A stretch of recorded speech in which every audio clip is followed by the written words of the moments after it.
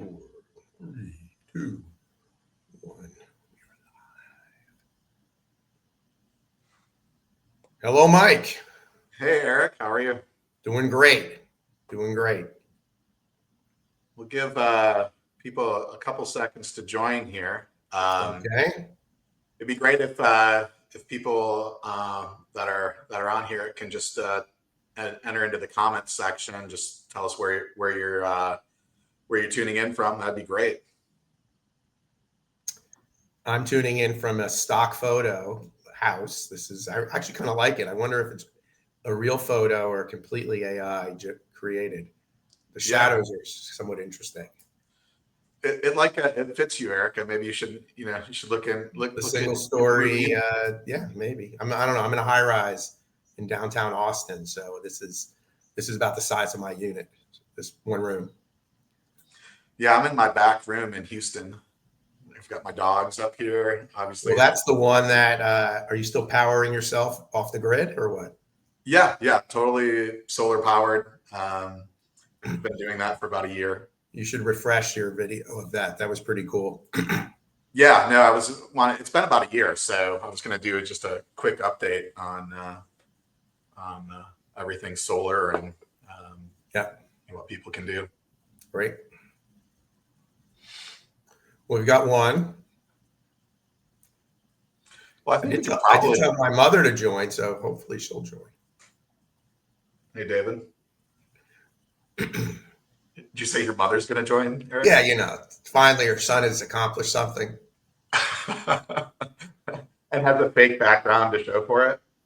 What's that? And has a fake background to show for it. That's right. Well, we probably should just get started here, Eric, and people as they join can kind of add questions into the comments, and we'll try to tackle that. But what I wanted to do was, real quickly, is kind of talk about the new product I built, ITKDocuments. It's something I've built this last year. I've had a number of my colleagues and friends try it out. And then I thought it might make sense. Eric, former CPO of DXC, I'll let you introduce yourself in a second. But I thought it was important to, let somebody kind of give some constructive criticism of their first thoughts of using the tool, and feedback like how it was to use. How accurate did you find it, and things like that. My goal here for the product was a couple things. One, this is the second product I built. First one was Contract AI, and that was very successful. And then this is kind of focusing more on post-contract, post-signature managing of contracts. But I wanted to do something different. I wanted something that didn't take a year to install. There's no integrations. It's basically 5 minutes to value. Something that's actually affordable, so that small and medium enterprises can use it instead of just the large, huge enterprises to afford it. So kind of starting at $149 a month.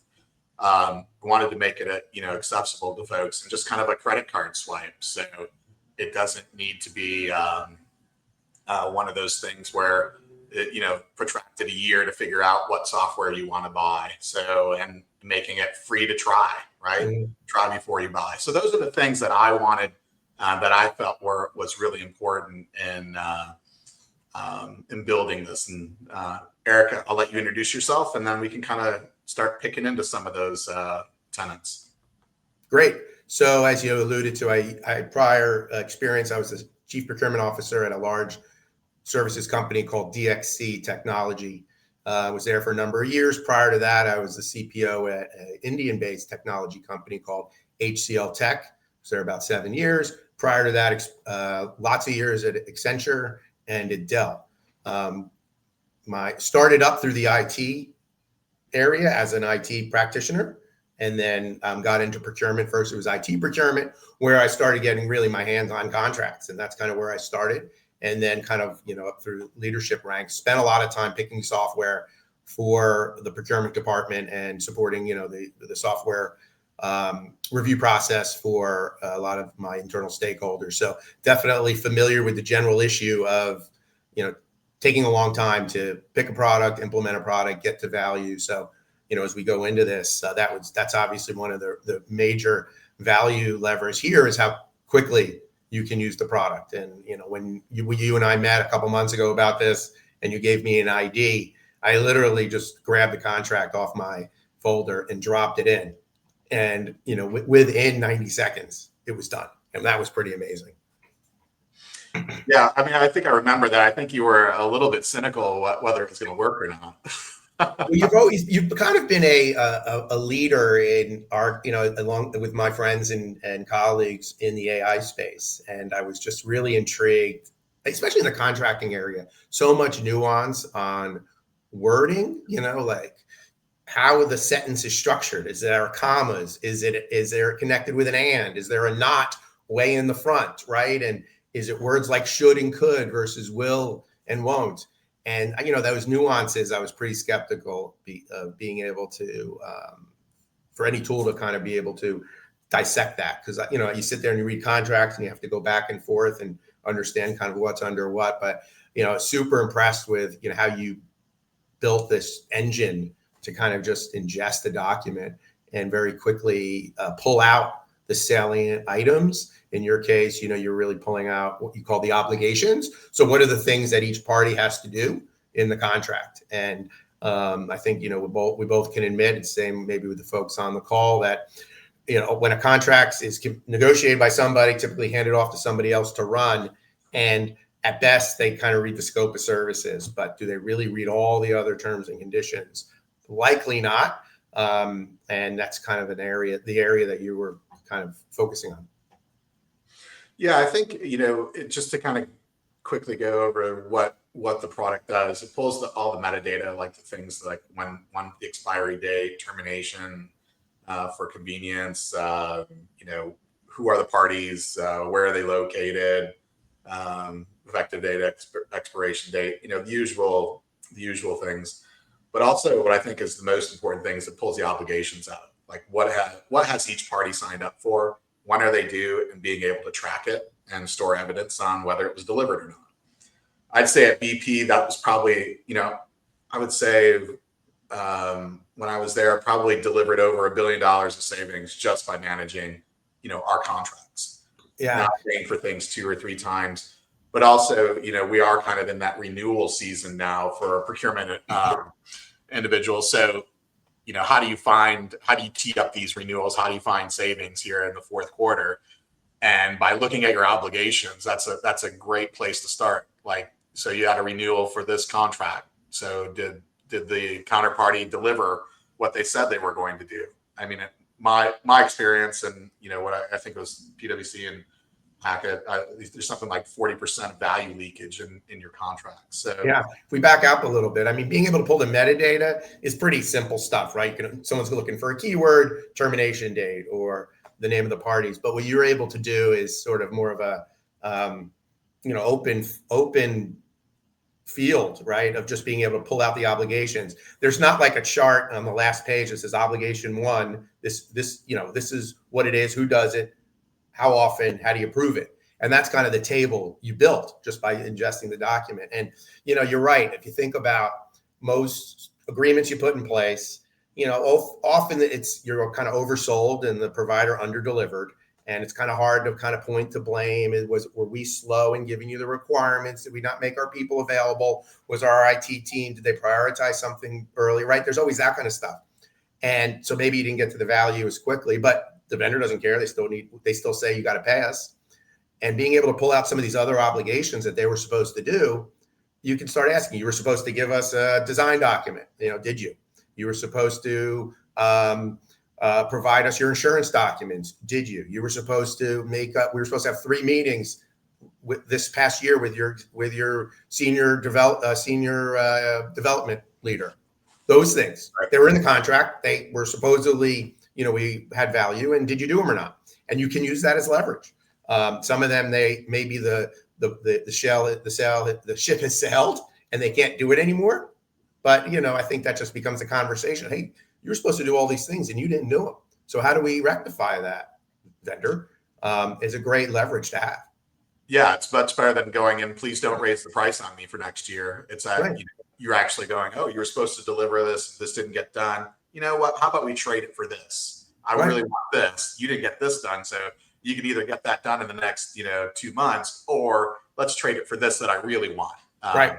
And that's how you can use, take what's not delivered and actually turn that into value.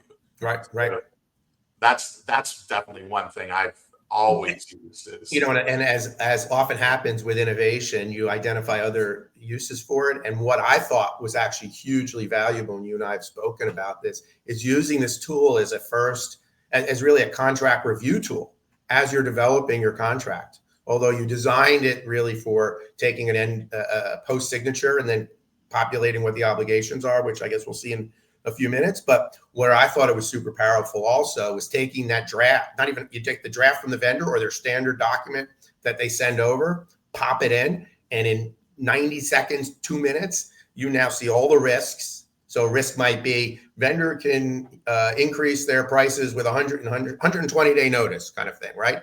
And right. I think we found one where it was actually the flip. The vendor could raise their prices with a 60-day notice, but you had a 120-day notice period to terminate. So basically, they had the right to get inside of your window and raise their prices. And this thing kind of highlighted the disconnect. And Right. unless you're taking notes as you're doing the contract, you may not have noticed that. So that I thought was super cool, that be able to pull out some of these really important risks and the obligations. And you could actually you can sanity check some of the obligations. Maybe even say, it's not clear who's supposed to do this. It's not clear. And maybe we need to flip it. Maybe we need to have the vendor provide it, not, us provide it. So it was really, really cool to kind of just go speed up the process of evaluating a contract. Because at best, if you have legal support in your company, then they're supporting procurement. Usually they're split between customer and litigation and stuff like that. But at best, you're going to take a day at least to get a turnaround of a document. And you can take this, pop it in the tool, drag and drop, and immediately within a few minutes, you have now all of the important information to then just see, okay, here are the issues we have. And these are standard, these are fine, I'm okay with these aren't okay. And now I can have a conversation either in advance of bringing in legal or, to prep legal, say, hey, here are a couple issues I have, help me with the alternative language, for instance, to go back. Yeah, and I think we also have that function where you can just ask questions, in a chat. That was super cool. Yeah. Yes. Yeah, that's right. So it's almost as if you gave it to a lawyer, they reviewed it, and they know everything about the contract, and then you could type in a question. When can they raise their prices? What's my termination period? How do we handle tariffs? What's the AI language? The kind of thing. So that was really neat as well. Yeah, and I think do you think like we hit the mark on making it accessible to folks, right? I mean, how much training did you have to use this? Yeah, there was zero training. There was drag and drop, ran the document, couple screens. The key screen on the obligations, what was pretty neat was it was sort of the system of record of managing the contract, because we really don't have a system. If somebody, let's say there's a contract manager on your team or your category manager or maybe someone in the business, and their job is to manage the contract, they'll probably, at best, read the whole thing, pull out what they think is important, and create a spreadsheet. Well, your tool did that. And it came up, you have a table, obligation. It said who's responsible, and you could put a name in. So you could say Mike, Eric, Mike, Jim, David, Rob, who's responsible? When is it due if it wasn't in the document? Is it done? And then I believe we could paste in the proof. So you actually have the system of record now for managing the contract, which, and now think about this, not just one contract, but multiple contracts. No, and now you have, really a powerful tool to manage, what the post-contract process. Yeah, previously, like when I was doing this at BP, before I was doing this in Excel, right? Right. And it would take forever. It's, this is something that's kind of done, immediately, and you have the evidence there and it's stored. Right. You can always go back. It is. I guess I never really thought about it that way. It is really kind of a system of record for managing your contract. Yeah, evidence, and you can go back and audit them. Yeah, it's great for, if you're sitting there in a QBR and your supplier gives you all these great PowerPoint slides of all the stuff they've done. And you're like, but you didn't do all these. These are all overdue. Like, what are we doing on these? This is great. We have this, Yeah. Well, hopefully you're not, if you're partnering with your vendors, you're not going to do I gotcha in a QBR, but you're nicer than I am, though. Yeah, Eric. I guess so. Yeah. But hopefully you're managing it all along, right? Right. So, not to mention, when there are disputes, it's really hard, for both parties to say, what the damages were and were you actually managing against that? What part of that, not making that was your fault? And this kind of gives you a way in an audit track that if there is a dispute, you have evidence right there. Whenever we had, big hairy disputes or whatever, it was really hard to have any evidence of, when did this start? How long did this drag on? Those types of things. So from all aspects, it just makes it really kind of easy to track these things and have them at, finger length distance, right? Right. Yeah. It enables a couple things that I feel are kind of best practices that I've learned along the way. One of the best practices is when you have SLAs that the vendors need to meet, actually put it on the vendor to provide those reports and even have some holdback on the contract for those SLAs. So that makes them really interested in creating them either quarterly or annually. Anyway, you have now a place to remind you, hey, here's the obligation. You're supposed to produce the SLAs. The other thing was on, to get a little technical here, I forgot the word now, but there's a word if you don't meet an obligation, there's a specific monetary amount that you have to pay. So you don't have to prove damages. I think it's FD is the initials. I can't remember the word. Anyway, I can't remember. But anyway, where now you actually have a facility to track those. So anyway, those are kind of two best practices that we've kind of employed over the years that really without having a tool to track it and enforce it got really hard. Yeah, I kind of forgot about the SLA portion of it, actually. But there's so many SLAs that are built into your agreements and contracts that are never really pulled out and measured. Like, it just might be one line that says, hey, we'll deliver availability of 4 nines or something like that. But nobody's tracking that, right? Nobody knows what that availability is. And nobody, until there's a problem, right? So you should be managing those things and aware of them. Can we show the product? Is that something you can spool up? Yeah. Let me share my screen here. LD, liquidated damages. That was the word I was thinking. There we go. All right. Can you see my screen there? Yeah, I can. Yep. So this is how easy it is. I'm going to upload a document. You can drag and drop it in here. You can just select it, whatever you feel like you want to do. And then, so here's the document. We can take a quick look at it. It's just, this is like a statement of work. So I'll look at this and, I'll just start by, you like the risk, so I'll just start. I like the risk. So we'll start with creating a risk. You can see it's churning away at it. This might take one to 2 minutes based on the size and the complexity of the file. This compares to the innovation of legal departments that put in contract workflows where you take 5 minutes to kind of create the intake document, right? To send them your document for review. We're going to have it all done here quicker than it would take to create an intake form. Yeah. So while that's churning there, I'll just show you, I'll show you some state of Michigan contracts. So these are real contracts that are out there when we're talking about metadata. So here, supplier address, customer, just state of Michigan makes these things publicly accessible on their website. So it makes for a good example. But contract value, execution date, expiration, payment terms, all the usual things, insurance limits. We capture all those things just really quickly, just so you can, build some reports on that. we talked about, the obligations, right? So if we were looking at, here, there's 157 obligations in this contract. And so It's interesting. Someone might look at this and say, wow, this is overwhelming. I don't really want to manage it. But the reality is the contract had it in there. So yeah, you can choose what you want to manage and what you don't. So like by default, there's set to do not track, but I want to track this. So is it on time? Is it, at risk? Is it overdue? Like Eric said, Eric, this one's assigned to you. I'm just going to click that there. And let's say this one is complete, right? So I want to add some obligations here. So it's really easy to manage. You can look at the frequency. Is it ongoing? What are the other options under frequency? I forgot. You can change this to whatever you'd like. So I thought did you have like some drop downs in the frequency or no?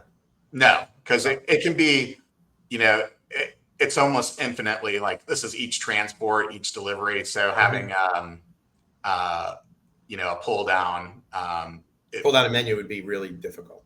Right, because we deal with any type of document. But all these obligations get kind of thrown up into a dashboard. Like you can manage, like, what do I got coming up in the next 90 days? What's been done in the last 7? And this can be across multiple contracts for a project, for instance, right? Exactly. Yeah. So you can filter it by supplier. You could filter it by assigned to certain individuals. Like I just gave you one there. Sorry, I've been busy in meetings. So you can see what Eric's got, tasked to him. He's got one overdue and one on time. So he's, maybe a C player there. But if we kind of come back here, okay, the risk analysis is done now. So it's already done. It's already done. So kind of breaks it into, financial risks. So you've got an upfront payment due immediately upon contract start with no refund, so it pulled that. That's nuts. That's what I'm saying. That is so cool. Here's your total contract value exposure, no refund for any payment, prorated billing complexity. You've got broken into operational risks, third-party platform dependency. This is super cool too for those who are, most procurement organizations, are not fully mandated, staffed, whatever, and you'll have an end user who says, I negotiated this with this company, sign the contract procurement, and you pop it into something like this and pull all this shit out and say, did you know this? Did you know this? Did you know this? And you're going to look really smart when you do that. Yeah. Contractual risk, you got a 90-day commitment, no refunds again, brand representation by a third party. So you got to look at reputational risks and technical and performance risks. Timeline and delivery risks. Right. And then just gives you some overall. So that's just quickly what it can do for you. And I think we also kind of talked about just like, let me just kind of chat with the document, when does this expire? So it doesn't have a specific expiration date, but it's a 90-day engagement date that started May 3rd. So crazy. It can quickly answer those questions for you. And then it takes those obligations and it throws them into a calendar here for you as well. So all that data is used to understand, what you've got coming up. You've got obligations due. You need to start renegotiating all those things. So something to push back, if we get a little in the technical weeds here, is that, these documents now are confidential. How do you handle that? So all your documents are stored in AWS and SOC 2 compliant. They're encrypted at rest, encrypted in transport. So all the security that you would expect to be there. So you can allow access to your teammates to see your files, but no one else. So here you can sort between myself and myself, right? But this is just a demo thing. But right. you can share within your own organization, but you can't share outside of your organization. Did that answer your question? Yep. So, it's pretty easy. You can also, access this on your phone, right? So, it works better in landscape on your phone. Right. But that's always nice as well. We didn't touch any of the SLAs, but let's look at another one of these state of Michigan documents, and like here it pulls out the SLA requirements, right? Figures out if it's a response time, recovery time, what's the measurement cadence. It didn't have one in there. No penalty amounts in this situation. But the nice thing is you can look at your SLAs as kind of a heat map, right? And it's easy to track. So these are all, SLAs that it's pulled out. So it's really easy. If anything, it highlights maybe you have too many SLAs. Yeah, you might. Some of these aren't they might be more obligations than SLAs. Mm-hmm. But it's really easy to set up tracking, right? And then, they missed this. So I'm going to upload some artifacts that demonstrate that they missed that, right?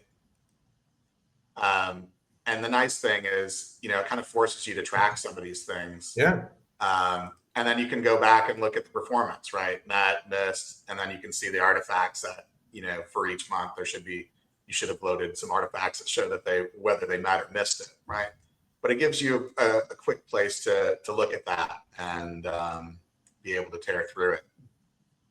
I don't know how anyone does this without a tool with something like this. How you manage it? You don't. So I'm going to maybe stop sharing. Is there anything else you wanted to point at on here, Eric? No, I just think the startup effort was insanely easy. No integration. You gave me access. I found a couple contracts. I even asked you about I had some personal contracts that were the only ones I had handy that I wanted to put up there. And you assured me the security was locked down, so I wouldn't have to worry about that. But, that's it. That's all I had. So I don't know, Eric, do you think we made the, my goals, did we say my goals were 5 minutes to value, inexpensive to get after. I'm not looking for $250,000 in a 3-year agreement. It's like $149 to start off, right? Right. So it's for sure. If you were to back into what it costs the lawyer to do, yeah. We were talking about that before. If you had 10 contracts a month, so that's $15 a contract you've paid. And, a lawyer's what? I don't know, internally $300 an hour. I don't even know. And they're going to take 4 hours a contract. The ROI, you do the math, it's almost like 1%. It's 100 to 1 in terms of the value there. So no, I think you hit right on the head. I'd love to hear, over time, and maybe we check back in a couple months after you've got, more users on it, on what they're finding. Oh, great. Well, thanks, Eric, for your time and your review of the tool. I'm glad you enjoyed it. It's been super fun for me building this. You're a techie at heart. I love that about you. Yeah. So it's been fun to create again. So, right. And hopefully this will help people do their jobs. And, it's a great example of where AI, I think, can supplement people's work and just be able to get through. How many contracts don't we review, right? How many times do we just take a quick pass and really don't go in deep?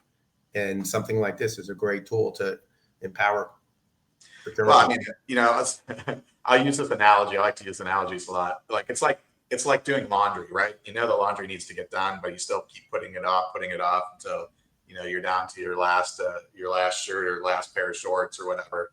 And then you're like, now I really got to do this. But this makes it a lot easier, right? If you've got this renewal coming up and it's just like staring you down, and it's like, I got to deal with these folks, and I don't have time to deal with it today. I need to go look at the contract, whatever. This just makes that painless, right? Yeah. Outlines the rights, the obligations, just like, and it empowers, I think it empowers you to have that discussion with a third party and in a position of power, right? Yeah. To have those discussions, and you understand, very quickly um, what what the agreement is about, Yeah, and for sure. what was supposed to be in there. So you don't have to spend 4 hours to get yourself up to speed. 5 minutes should do it. Right. And you'll, you present that to the vendor. They think you've got your act together. Great. All right. Well, very good. Well, thanks for inviting me to this. All right. Thanks so much for your time, Eric. All right. Take care now. Bye-bye.